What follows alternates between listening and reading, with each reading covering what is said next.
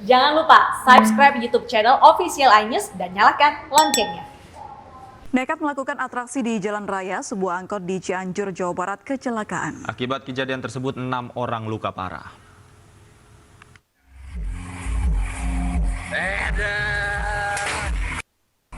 Tak hanya memacu dengan kecepatan tinggi, supir angkot ini juga nekat beratraksi duduk di atas jendela saat melaju di jalan raya. Tak bisa menguasai kendaraannya, angkot ini pun menabrak mobil lain dari arah berlawanan. Kejadian ini berlangsung di Jalan Raya Bandung Cianjur, Kampung Cikijing, Jawa Barat. Akibat kecelakaan ini, 2 mobil ringsek dan 6 orang luka serius. 4 orang korban telah diizinkan pulang, sedangkan pengemudi angkot serta penumpang yang ada di mobil minibus patah tulang kaki. Usai perawatan, polisi akan memeriksa supir angkot dan menerapkan pasal 310 ayat 3 Undang-Undang Lalu Lintas tentang gangguan di jalan dengan ancaman hukuman 5 tahun penjara. Dari Cianjur, Jawa Barat, Muhammad Andi Ihsan, iNews melaporkan. Dan pemirsa, selengkapnya mengenai angkutan umum ugal-ugalan karena ingin viral, sudah bersama kami Kanit Laka Lantas Polres Cianjur, Ibtu Anjar. Selamat sore Pak Anjar.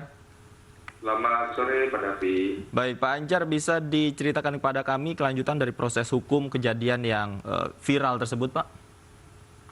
Baik Pak, sebelumnya akan kami jelaskan dahulu terkait kronologisnya seperti yang diberitakan bahwasanya pada tanggal hari Selasa kemarin jam 17.30 telah terjadi kecelakaan lalu lintas angkot dan minibus. Nah, tepatnya di TKP Jalan Raya Bandung, Kampung Cikijing, terjadi tabrakan karena pengemudi angkot itu sendiri melakukan aksi ugal-ugalan dengan cara mengeluarkan badannya dari supir atau dari pengemudi sehingga tidak terkendali dan mengambil arah jalan lawan dan terjadilah tabrakan demikian. Baik, bagaimana keadaan supir angkot dan juga mobil minibus, supir minibus lainnya?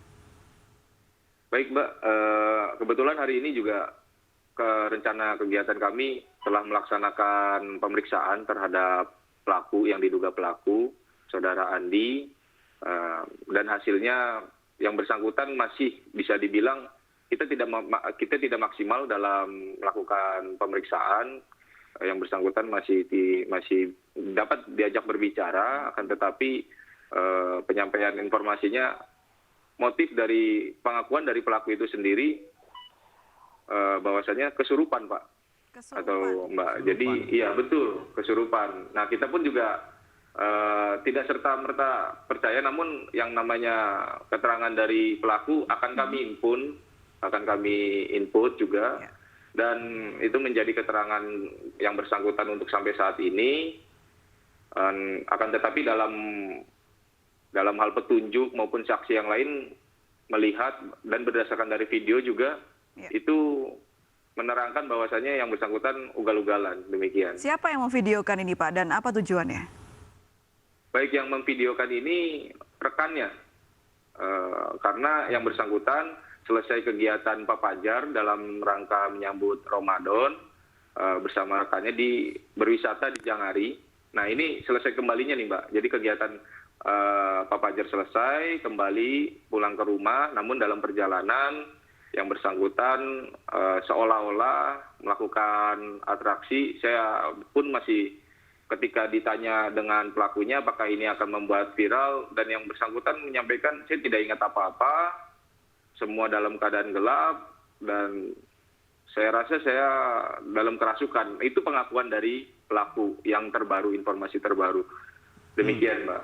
Artinya pelaku mengaku ini kesurupan, sementara rekannya sempat memvideokan hal itu Pak ya. Artinya memang ada permintaan untuk merekam aksi tersebut Pak ya sebelumnya? Kalau untuk permintaan dari pelaku itu sendiri sampai saat ini belum ada informasi yang kami dapatkan. Akan tetapi yang bersangkutan memberikan pernyataan seperti itu, dan kami menilai pun sampai saat ini ya tidak kami lanjutkan sementara untuk dalam hal penyembuhan dulu gitu Pak.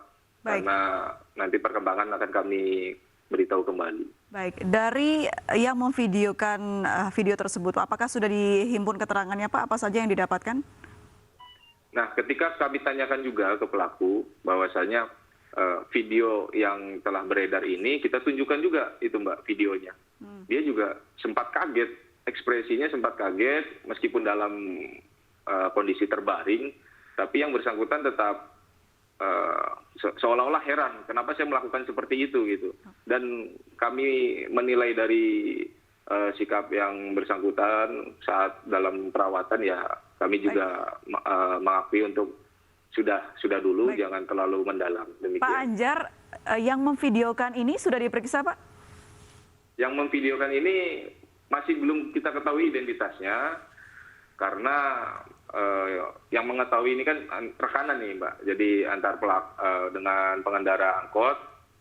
Sementara dari penumpang yang lainnya pun kami datang ke rumah sakit, masih belum kita temui. Baik, gitu. Kalau identitas yang memvideokan ini belum diketahui, bagaimana video ini bisa menyebar Pak?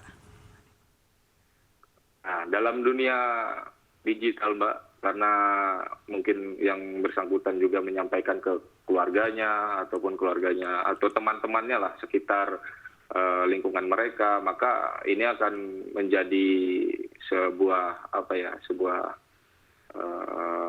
viral gitu Mbak. Jadi memang tidak bisa, itu suatu fenomena yang ada, ya kita tidak masalah. Namun ada rencana, ada perkembangan tersangka lain Pak dari kejadian ini Pak?